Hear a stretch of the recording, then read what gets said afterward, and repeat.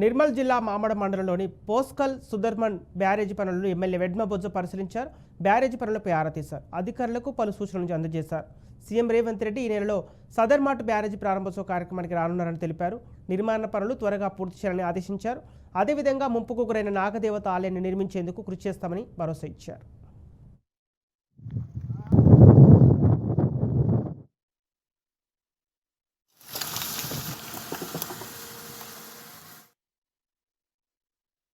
ఇలాంటి ఎన్నైతే రాష్ట్ర వ్యాప్తంగా బ్యారేజ్లు ఎన్నైతున్నాయో వాటన్నిటి మీద ప్రత్యేకమైన నిధులు కేటాయించి గౌరవ ముఖ్యమంత్రి రేవంత్ రెడ్డి గారు మరియు ఉత్తమ్ కుమార్ రెడ్డి గారు వీళ్ళంతా కూడా తప్పకుండా వాటన్నిటి మీద నిధులు కేటాయిద్దాం.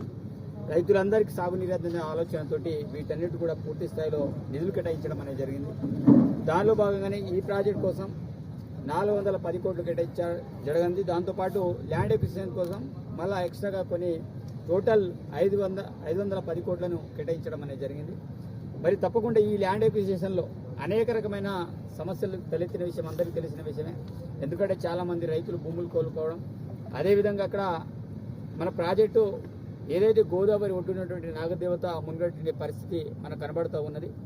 మరి వీటన్నిటి విషయాల్లో మరి చాలామంది రైతులు మాకు లిఫ్ట్ ఇరిగేషన్ కావాలని కోరుకుంటున్నారు. అదేవిధంగా ఖానాపూర్ వాసులకి 7 కిలోమీటర్ల కెనాల్ కావాలని వాళ్ళు అనేది చిరకాల వాంఛ.